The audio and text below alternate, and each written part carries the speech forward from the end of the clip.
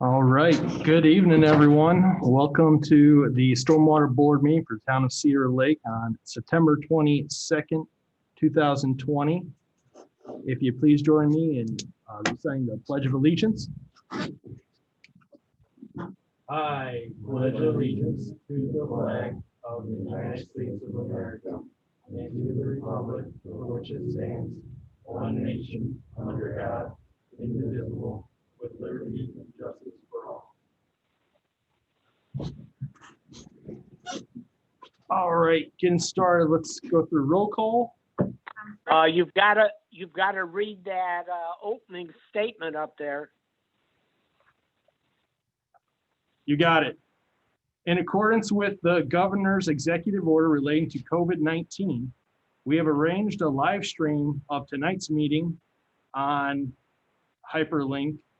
You must join the meeting through the link to participate during public comment. If you have a question or comment about an item on the agenda, please email Jill Murr at jill.murr@cedarlakein.org by 4 p.m. Mrs. Murr will ensure that all submissions are shared and submission entered into the minutes of the meeting. Please keep your comments civil and constructive to the public policy issues. All right, starting with roll call. Frick. Here. Ryan Lissick. Here. Don Oliphant. Here. Tom Stevens. Here. Bob Carnahan. Here. And Bill Freezer. All right, looking over the minutes from August 25th. Can I get a motion to approve the minutes? I motion to approve the minutes. Second. Tom Frick. Yes. Ryan Lissick. Here. Yep. All right, moving down to old business is Jacob Beeman at 9208 West 142nd Place. Mr. Beeman is not present here today. I can provide an update Okay. to it. We've been directed by town staff to move forward with correcting this issue. We're in the process currently of putting together a cost estimate and a brief plan. It'll just be a one-page plan, pretty simple. We know where we have to go with it. So we will bring that estimate and plan to the next board meeting. Okay. Moving on with Martin Ryan at 8320 Ravenway. Tom, Eric, you want to touch on this one? We got the culvert, we got the lid, we just gotta go there and make sure that we can get the machine down in there. And once we get the trees all cut down, we can go down there and put plug on. Are we confident the culvert's clear? I told Tony to camera. Hopefully we'll have one. Okay.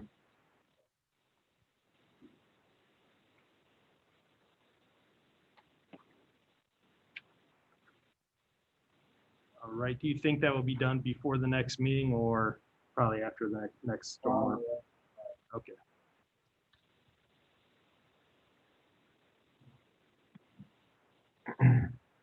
And then Chuck Becker, 7513 West 136th Ave. So, one we've been talking about offline a little bit.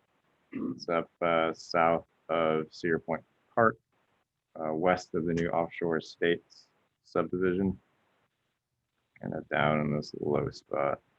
Let me turn on some contours. So this is Mr. Becker's house, I believe, right here. Yep. So Public Works went out there, kind of televised, well, kind of televised as much as you could. televised the main line, was pretty clean. And then as they got back to their rear yards, they weren't in the best shape and they're small. There's about a 10-inch line running from 136th place north to the shared common lines between all these houses right here, and then some 8-inch spurs running west and east. It's a clear capacity issue. To those low spots, we've got roughly 10 acres of runoff heading to 8 and 10-inch pipes. As you can imagine, doesn't really do well when we have anything bigger than, you know, a little more than a soaking. So it's a capacity issue. I asked Public Works if they could maybe smoke test that. We're not entirely sure where those lines go to. And if we can figure out exactly where they go, I know they weren't clogged per se, but they weren't clean. So, yeah. So I mean, it depends on what kind of pipes they turn out to be. If they're clay, jetting it, you run the risk of blowing out old gaskets. So this is a large project. This would have to basically redo the entire system that runs west on 136th place, and then out kind of through this this kind of L-shaped right away, and then through a access easement to the lake.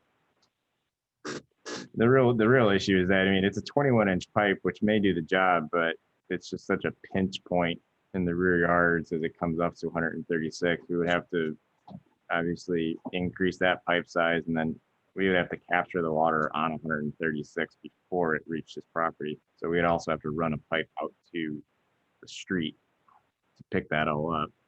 We had looked into potentially getting it out to the Cedar Point Park lift station, but the nearest inlet's about 4 feet above where we need to be. So you could run it to another drop manhole, but you'd have to run it pretty much all the way up to 134th court, and that thing would be deep. You'd have to cut through a pretty large hill in this vicinity on Knight Street, and I don't know if that's not too feasible to do that. That'd be expensive and not easy with some of these tight corridors. So the best option is to get it through this, increase the size of this pipe, because like we said before, the 21-inch in this vicinity, kind of in the front of this parcel, is actually flat or back pitched in some areas as much as 6 inches. So I think the only reason we didn't find water in it is it just hasn't rained that much. I think if we looked at it in periods of higher rains, I think we'd actually see some water sitting in these pipes. So it's got to be part of a larger project. We can't just, throw an inlet here because downstream capacity is not there. So it's kind of like the Latz parcel. It's going to have to be part of something else. 136, as we get from offshore heading west, wrapping around as it ties into 136th place. That's kind of a gap of where we don't have curb and gutter. We have curb and gutter kind of fronting offshore now. 136th place project that ended in 07, 08 kind of stopped midway through this parcel right here. And then this was paved last year, but we would need curb and gutter to collect everything here. So not only is it a storm sewer improvement, it's a minor roadway improvement as well to kind of capture everything. Because we would need some inlets in the road to get it, and then we need easements to get all through here. The other kind of oddity of this area is this Woodland Shores addition, which is the subdivision that these houses are all in. It's been replatted several times. As far as we can tell, there are no easements back there. Back in the day, these lots were half the size, and the areas between the two lots were long lateral outlots. They got re-subdivided and included in it, and I don't think easements were ever. I mean, these were 50s, 60s era type plats. So it's an old subdivision, obviously.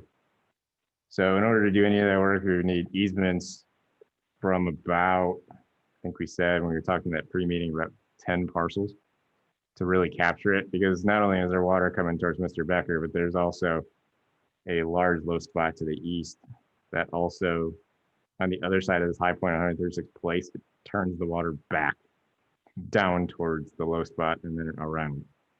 So it's kind of a circular path, but everything almost in this entire block kind of ends up down here and tries to get out through that 10-inch pipe. 10 acres trying to shove it through a 10-inch pipe. It's a lot of runoff. So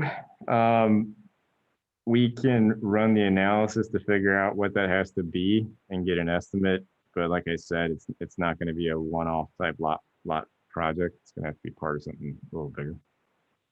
So is it even worth doing a smoke test on current infrastructure? Yes, I still think it is. Because at least when then we know where stuff is, you could maybe camera an 8-inch. I don't know if you can get your camera to an 8-inch, at least to make sure that what's there is functioning. It's not clogged. I mean, I would hate to say that yes, it is a 10-inch, but if it's clogged, at least we can do something about that right now. And then two, is there any large foreseeable projects that are within the next 5 years that are planned to address this as a subdivision, a neighborhood as a whole? This road and a lot of these kind of singular roads around here that don't have curb and gutter are included in that subdivision master plan we're putting together right now. This is kind of what we call our miscellaneous Morse corridor. I think it's section 7, it's the last corridor. There's a lot of roads, especially on the east side of Morse, that are in pretty bad shape. While they're not actually part of a subdivision per se, they're all in the same vicinity and kind of suffer from the same issues. This would be included as part of that. But like I said, there's 7 sections in that plan. There's already been 2 that have been kind of earmarked for a higher priority, which are Noble Oaks and the Shades. So this would be behind those. And I couldn't give you a definite timeline of where this would sit. I mean, it all comes down to funding and whatnot. So, I mean, to give you some perspective, our initial capital improvement plan for subdivisions was 2010. And we've gotten through about, I think, 8 of those 10 in the last 10 years-ish, 11. So, well, it's actually more than that, like 12 or 13. But so 1 every 2 years probably is the average.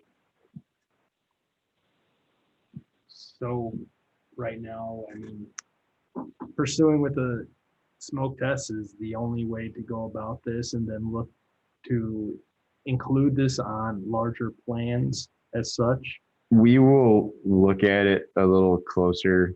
Like I said, we ran the existing system in our models. Next step would be throwing some proposed scenarios in there.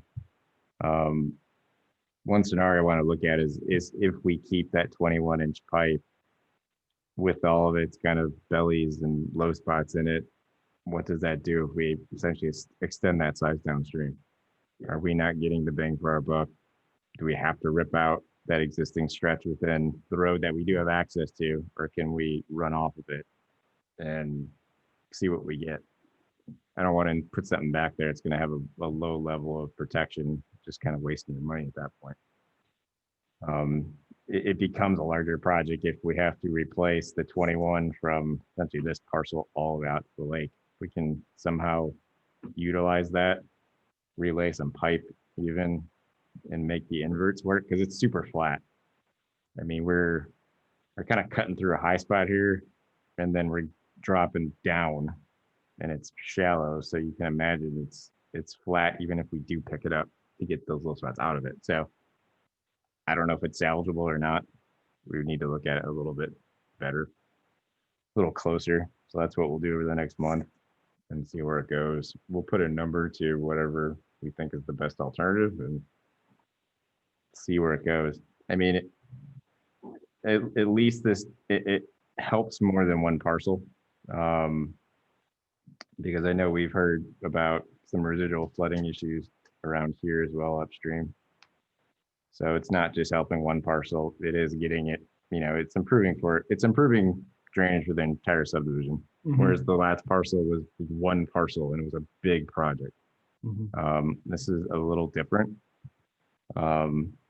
So I think that would put it a little further up on the list. You know, we're not spending $250,000 to fix one parcel. Mhm. Where the parcel may only be worth, you know, whatever, X amount. Where it just doesn't become fiscally responsible to spend that type of money. So in this case, it's not just one parcel. Yes, there's one concerned parcel owner here, but I think it affects other people too. Oh, I agree totally.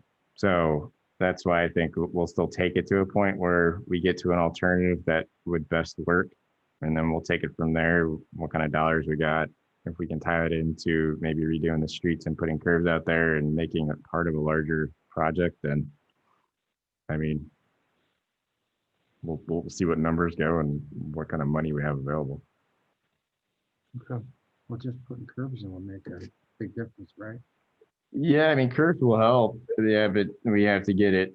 I think it's a no-brainer to put some inlets and curbs in this low spot to collect everything before it gets kind of into Mr. Becker's parcel. But you can come up, Chuck, if you want. But we're gonna have to run it down lot lines and get easements and yeah, that would definitely be part of it though. I think it has to be. Becker. Okay. Sorry, just say your. Chuck Becker, 6100 West 136 Place, Cedar Lake. The only thing is, even if you have the curbs, Mm-hmm. you still have to have it collected because there's a drain across the street from a house, which is put higher than the property.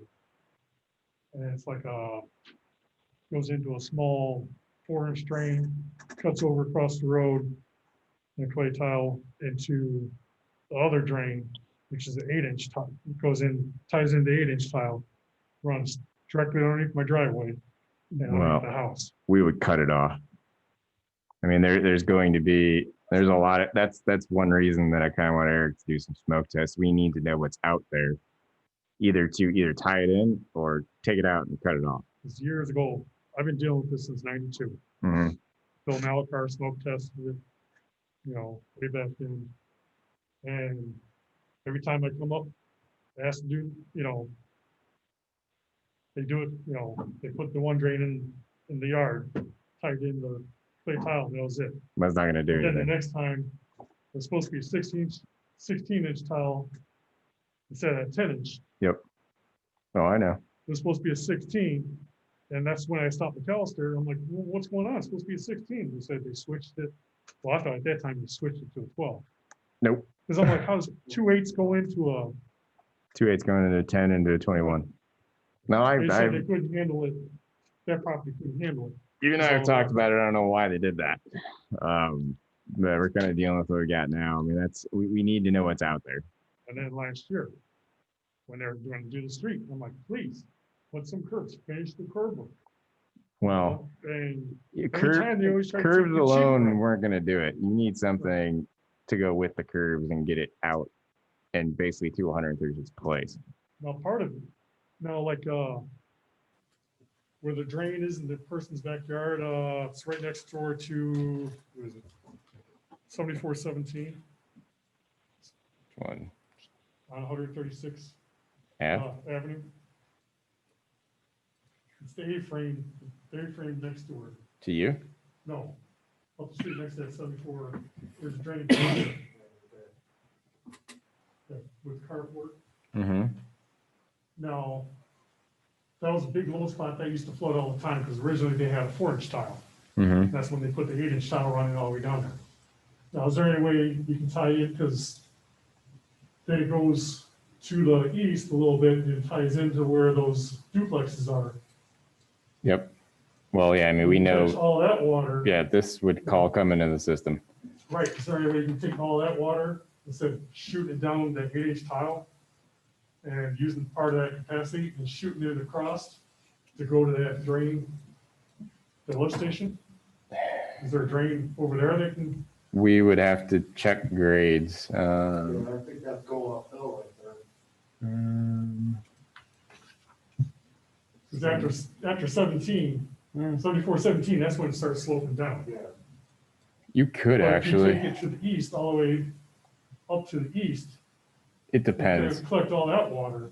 So it depends. We're high enough here for the lift station, I think, without looking at the grades. Because I mean, this is a low spot, but it's kind of sitting on top of a hill compared to you. I mean, this low spot's 13 feet above you. Yeah. We may be able to turn that down night and get it out of there. That might be an option to at least Part of the problem. take some of the stress off it. And that's doable. We'd only have to get through a couple parcels, it looks like. There should be a 10-foot easement back there that's all between all the backyards back. We didn't find it, but I'll double check. We couldn't find there's like 3 resubs back here. You can see them, resubs with outlots I, and I think it's H, and they're weird.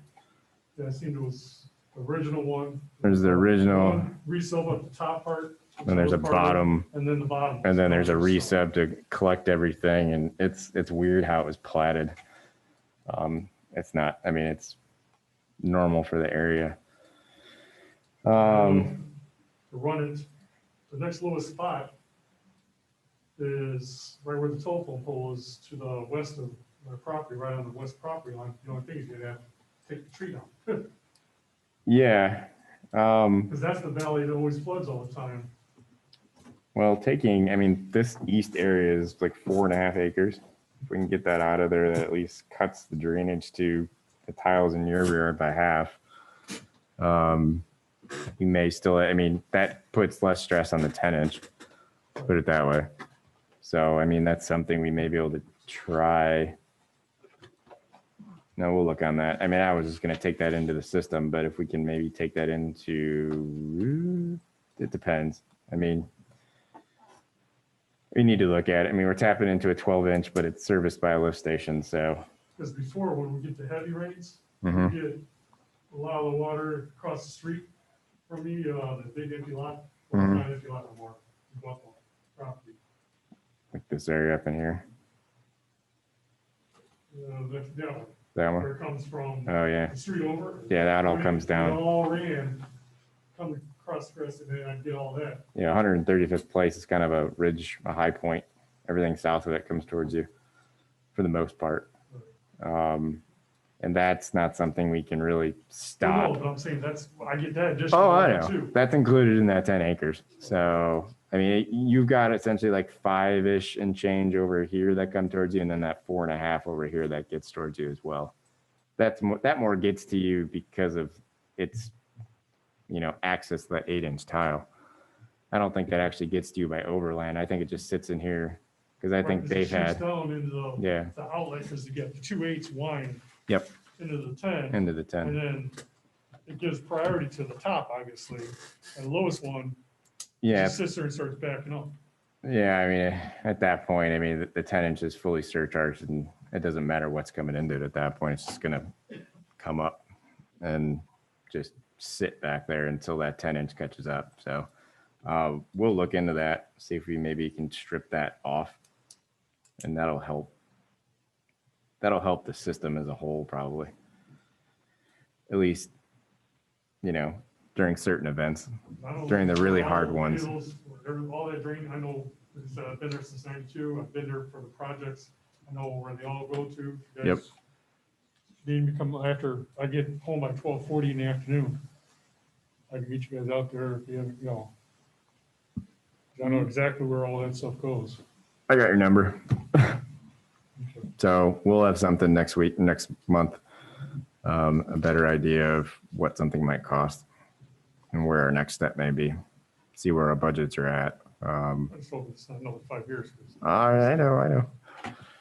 I get it. It's all about money too, though. So I'm kind of hamstrung in that respect, but we'll put something together and get something on paper and get an idea. I mean, the biggest obstacle may not be money. It may be access to. I mean, these are pretty tight lots as well. For running storm sewer down these lot lines, it's going to be tight. So we need to find good access points and, 'cause I don't Yeah. know how you built the addition on top of the drain, on top of the drainage easement. should never have happened. Right. But a lot of stuff happened for whatever reasons back in the day. So kind of have to fix it now. So do our best.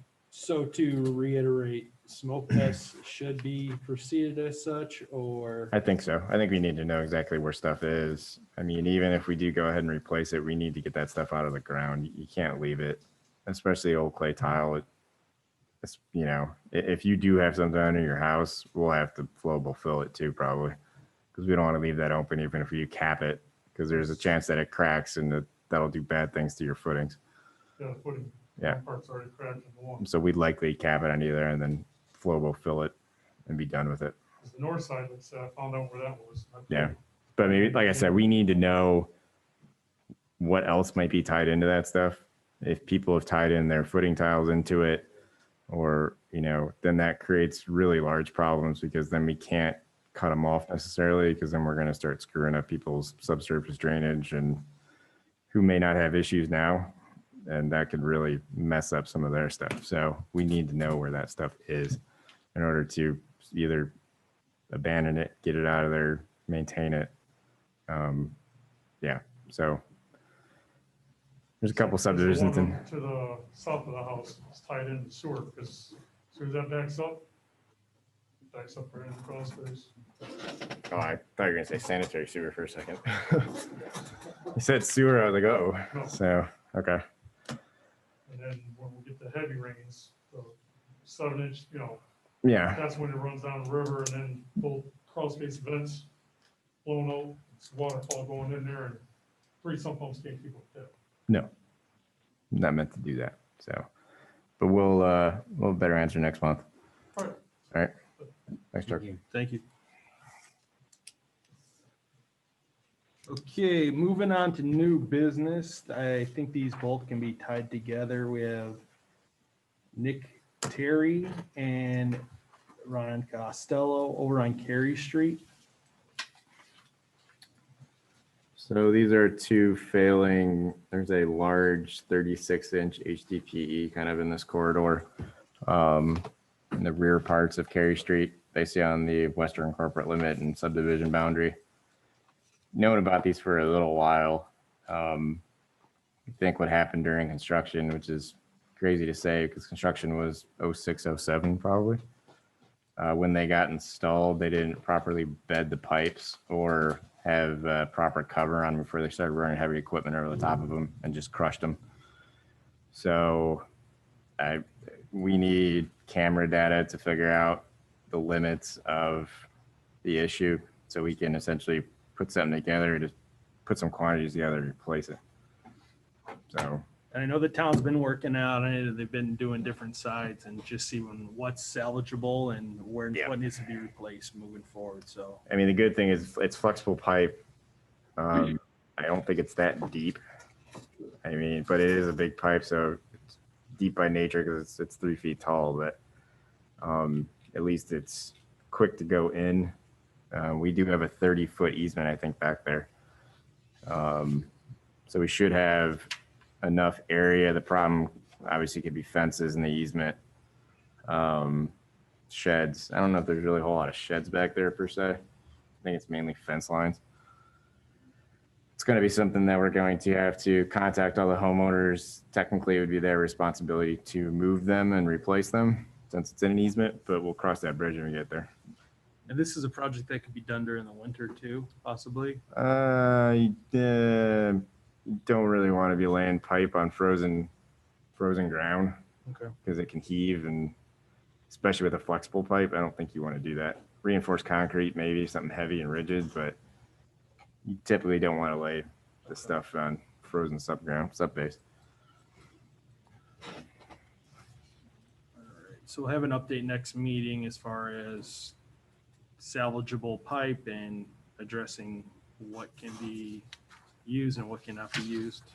Is that fair to say? Yep. All right, any written communication? No. All right, then moving on to update items. First one is going to be 137th and Lowerman.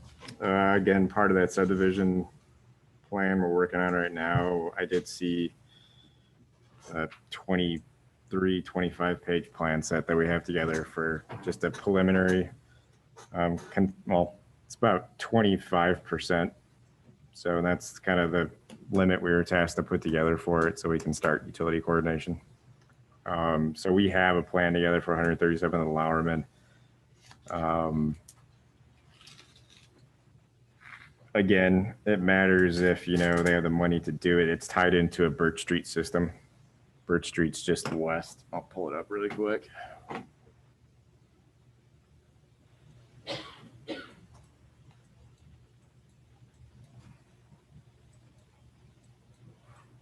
So Birch Street's just west of 137th and Lowerman.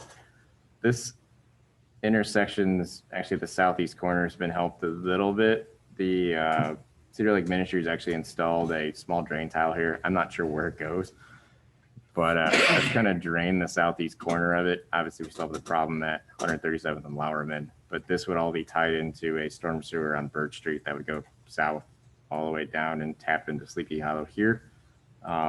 Once that's kind of part of the plan, which should be done, we're not gonna lie, we're a little backed up with everything going on. So it'll be done this fall.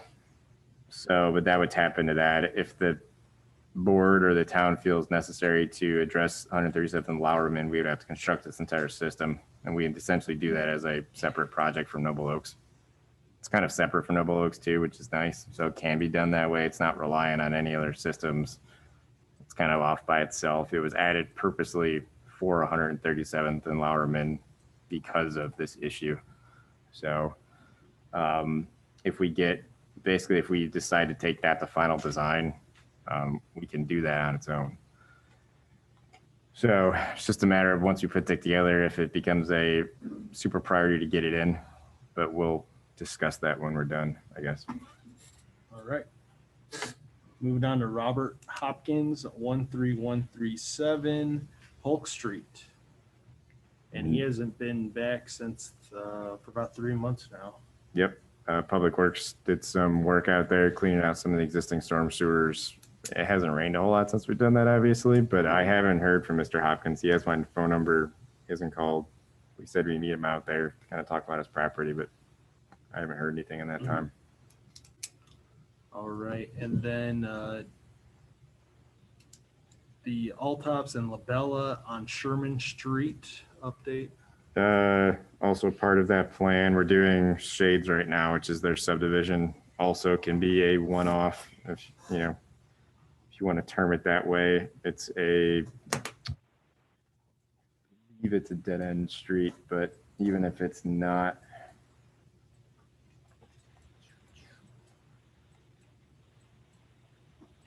it is a dead end street. So essentially crowned in the middle, it'll have its own storm sewer turning back to 141st and then to Woods of Cedar Creek and out to Cedar Creek that way. So again, it's something we can do as a singular project because it's not relying on any other storm sewer. Again, when you get that up to a higher grade of plan, we'll bring that idea back here and then we can figure out if we're going to do it on its own or not.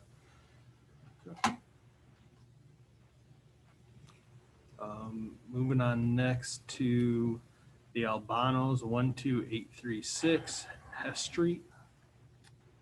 So we went out to the subdivision after our kind of pre-meeting last week.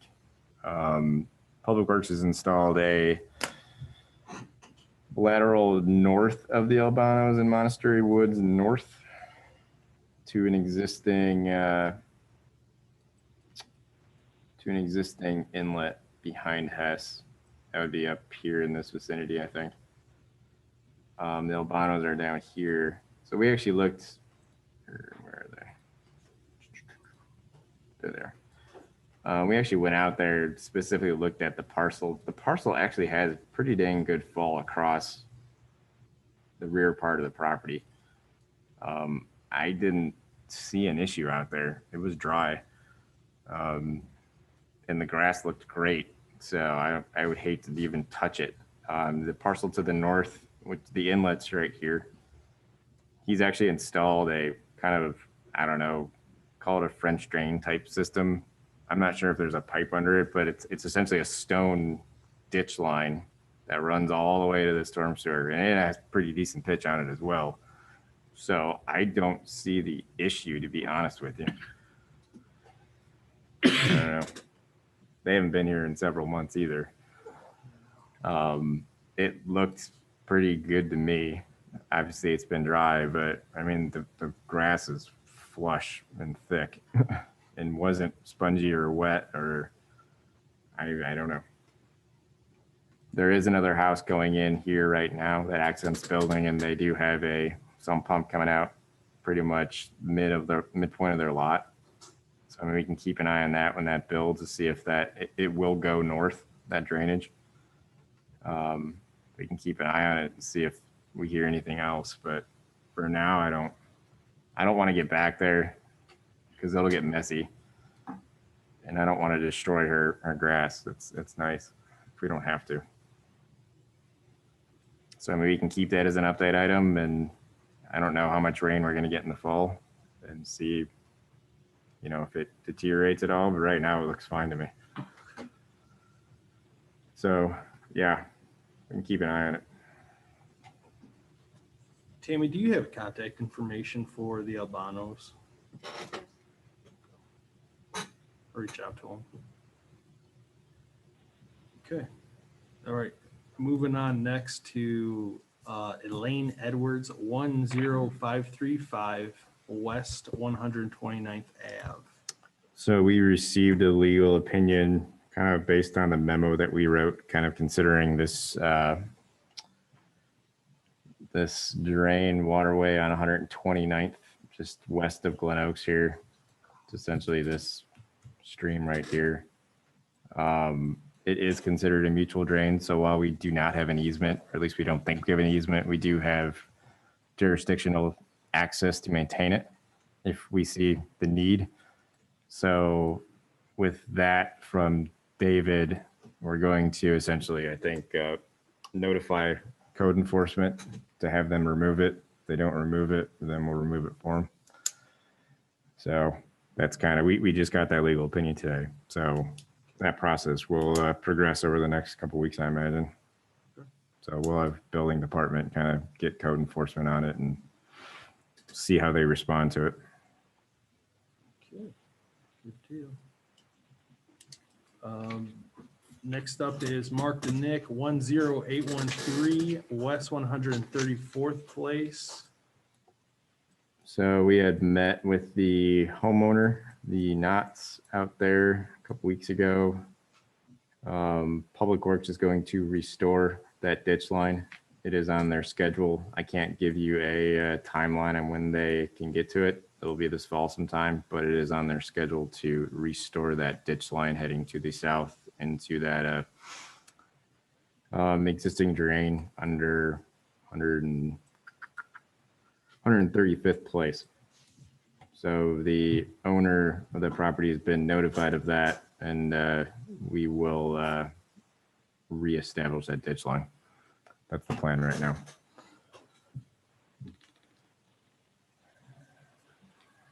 Mark Denick, 10813 West 134th Place. I just wanted to ask and make sure, once again, that ditch line is going to be restored in the backyard easement on the homeowner's property in its historic location in line with the stormwater inlet. It is my understanding it'll be restored in the center line of the easement, yes. Okay. So you said that it's going to be done this fall. I mean, I know I got an update from Jill today. She said that, unfortunately she wasn't able to give me, same thing, wasn't able to give me an exact date, but I mean, are we looking at, a couple months yet, or are we looking at, it's going to be 2-3 weeks, or is this something that we should be contracting out? I mean, this is 6 to 8 hours worth of work for 2 guys.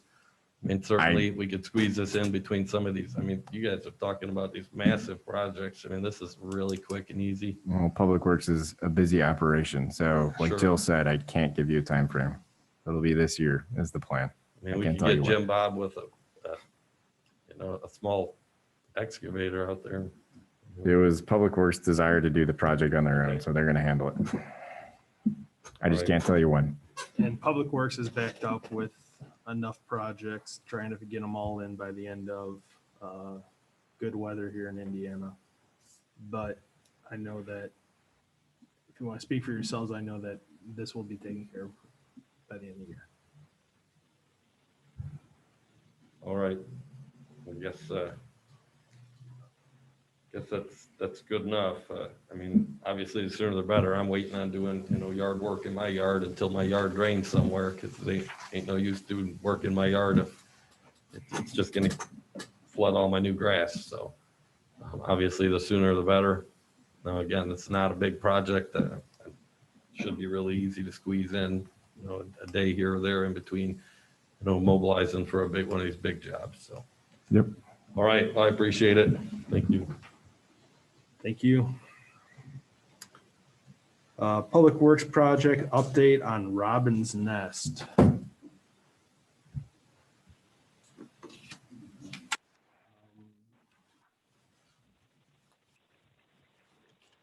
don't know what to say about that. We got easement problems. We got all kinds of stuff there. Sheds, And there's, fences. and there's no easy way to access it, so. Yeah. And then if you go the other way, you got a long stretch of pipe with still more fences. Well, triple the size of the pipe run. It'll be substantially longer. So I know Joel's going to reach out. I know they haven't heard anything from the original property owner that was concerned in Yeah, I a know. long time. I don't know if it went away or what, but we haven't heard anything. Nobody's come to the meeting on that item in, 6 to 9 months probably. That was the Peters. Mhm. Correct. Yeah, I think that's right. It was on 13437 Bluebird. Bluebird. I was gonna say Robin Way. I knew it was a bird.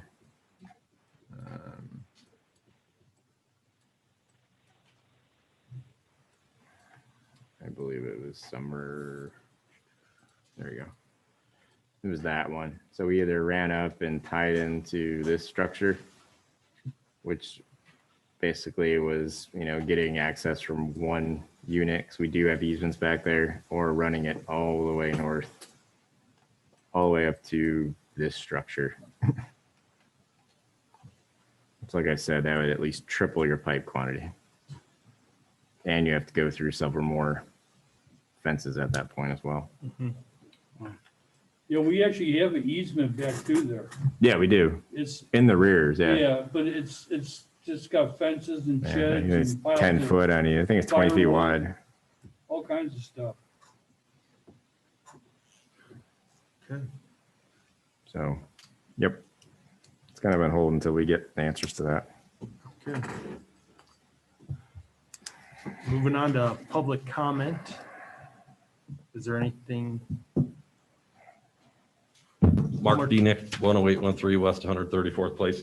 I just have a comment that I'd like to make, regarding, what Tom just said with all the sheds and fences on the easements. I mean, I heard Don make a statement earlier with regards to one of the other properties about, addressing the sheds and fences later. I mean, don't we have these ordinances on the book for reasons that, that these types of things aren't happening? I mean, doesn't code enforcement, typically drive around? They can see those things. And it certainly would help our public works department be able to operate more efficiently if they didn't have to deal with things like that. And they could probably get more work done. Fences aren't necessarily not allowed in easements. They are up to the homeowner to have them removed. Sheds should not be in easements. Yeah, Actual accessory structures should not be in easements. Yeah, I mean, to be honest, throughout this process, I realized that my shed was about 30 inches too close, and it was about 30 inches on my easement. So one weekend I jacked my shed up and I just moved it 30 inches. Nobody sent me a letter. Nobody threatened to do it for me. Nobody had to do anything.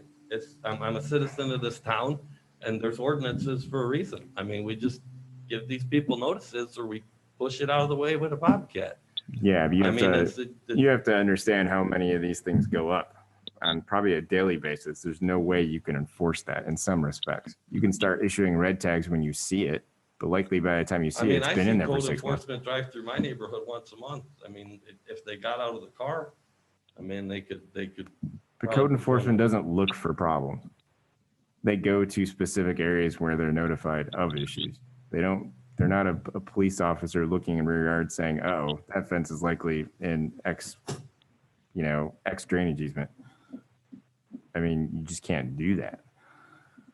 I mean, it's Isn't not, that how they tag vehicles without plates or, isn't that how the town tags vehicles in your driveway, abandoned vehicles, stuff like that? Because they're driving around. And seeing- yeah, but do you expect a code enforcement guy or women look into a backyard and say, there's likely a 20-foot easement back there, that fence should move?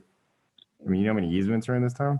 Yeah, probably a lot. I mean, I see there's a lot of places where there aren't easements too.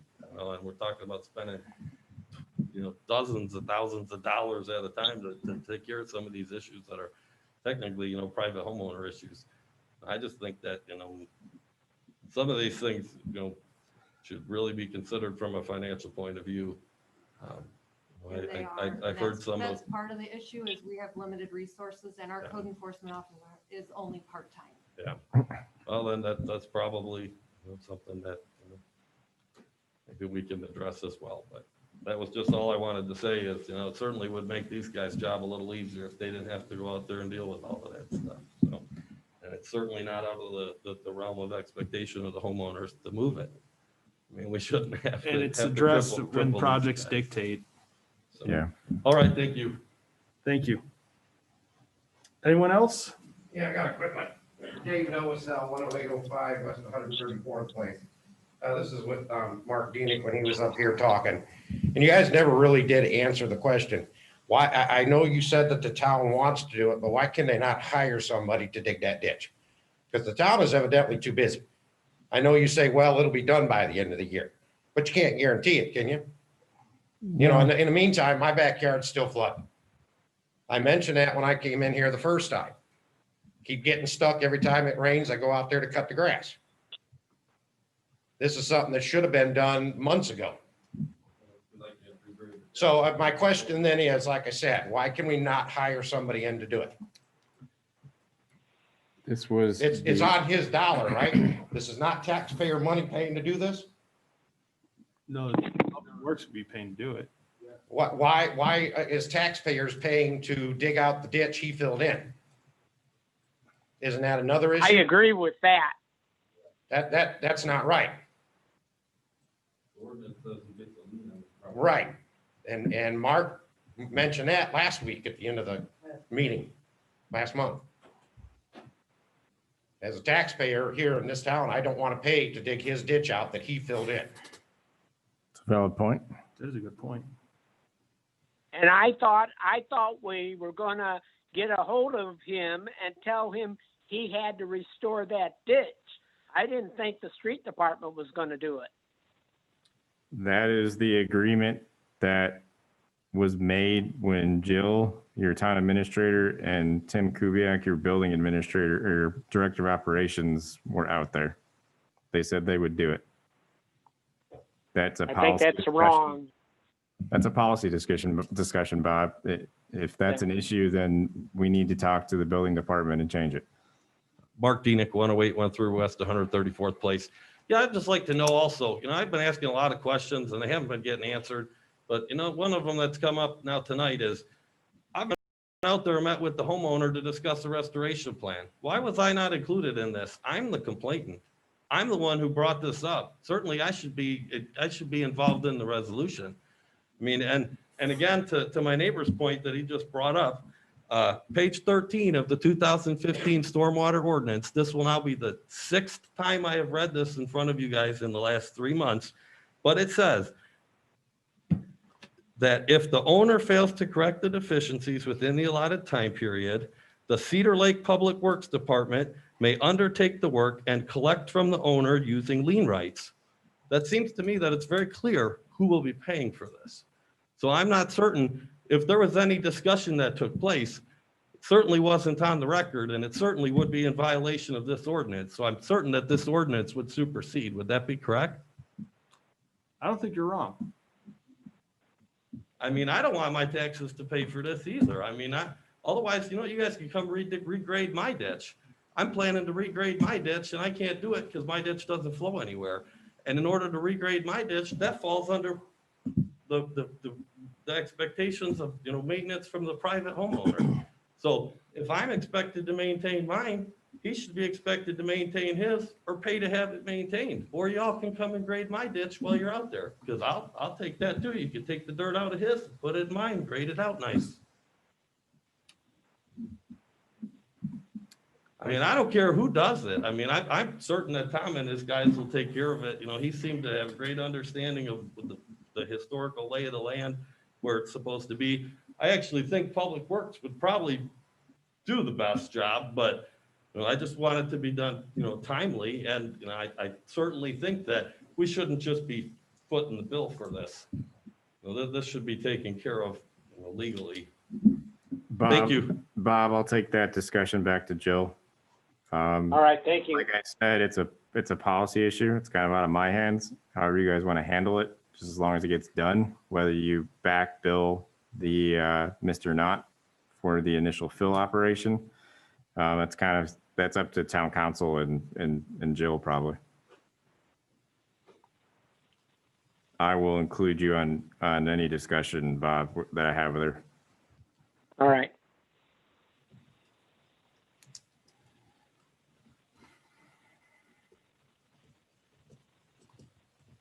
Okay, that being said, one more.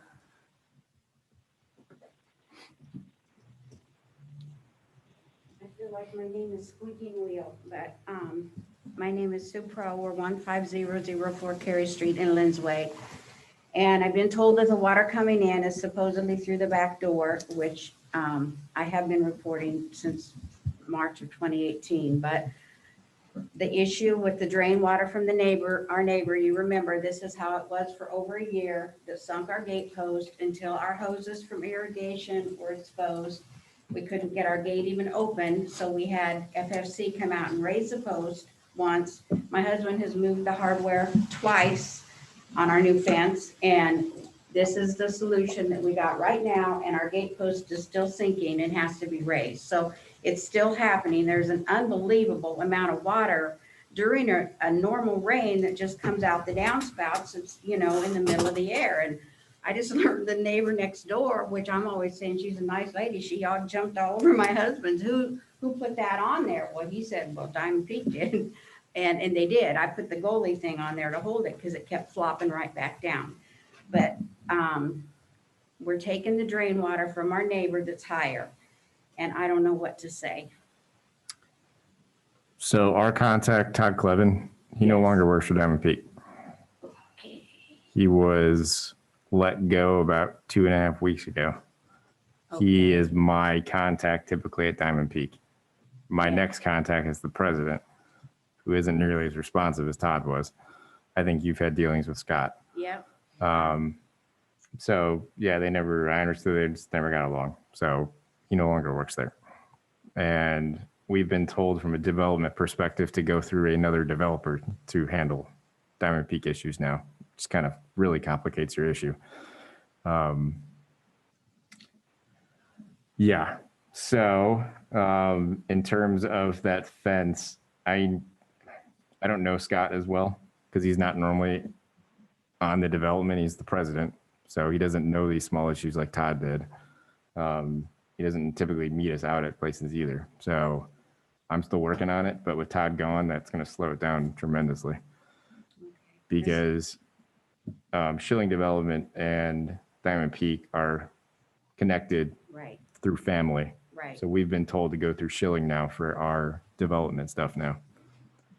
Wow. So I've kind of lost my contact until they hire somebody in his role again.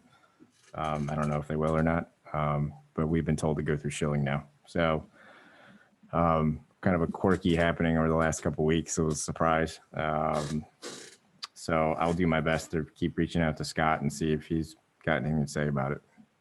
Now, the last thing that I heard from Scott was when I my friend brought this up at a closing about our issues with the water coming in, and Scott texted me within like 5 minutes and said, I'll be out there today. I think I know what it is. And I'm just shaking my head that somebody can know what it is for over 2 years of water coming in. This is Can't recently? walk out to our house. This is recently? Yeah, this was before I started coming here to these meetings. This is my 4th one. And Scott texted me that day and said, I'll be out. I think I know what it is. We'll get it fixed before the weekend so you can stop worrying. Was that in relation to what we think is your backdoor problem? Yeah, or that was the backdoor problem. okay, I think I said before we can't help with that. Right. Um, But Yes, because we didn't know if the water coming in was from the back. We connected it here because we connected it with this drainage issue because when they dug down, that's it. When they dug down to raise our gate post, they found a sinkhole in there. Okay. And so then they put in, I don't know, 5 bags of dirt or something, which just keeps sinking. It's still sinking. Yeah. And so to us, that all happened when the new build was built next door. So to us, that was the water coming in. And we're like, holy cow, we got a whole, pond under our house or what? I Mhm. don't know. Yeah. But I have always had better dealings with Scott than Todd. So. Okay. But Maybe you're I'll right. have more luck Wow. with him. Well, no, he never showed. I called for a week. I called and emailed for a week every day because he said he was coming out that day. I mean, the goal would be to tie in your neighbors to the Yes. south downspout and your downspout into a drain tile and run it to your rear yard. Exactly. And that's it what we essentially were- would just be a pop-up drain in a way, but it would get the water away. I think we have fall for it. I hope they're willing to do that. And that should dry up, the direct runoff from hammering. You're still going to get the rainfall on it. There's not a whole lot Right. you can do about that, but it should Right. take a lot of the heavier stuff away. So And I'll see, talk the- to Scott and see what he says.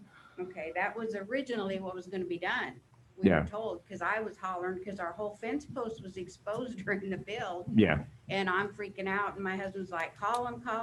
So then when I called, they said that, eventually I showed you that text, it'd be Yeah. combined into the It's back. just, yeah, he I shouldn't don't put know, stuff on boy. paper he's not going to deliver on. Okay, So I will keep you okay, hopefully better touch with Todd going, but I'll see what Scott says. okay. I'm done, I think. All right. Thank you. Thank you. Thanks, Sue.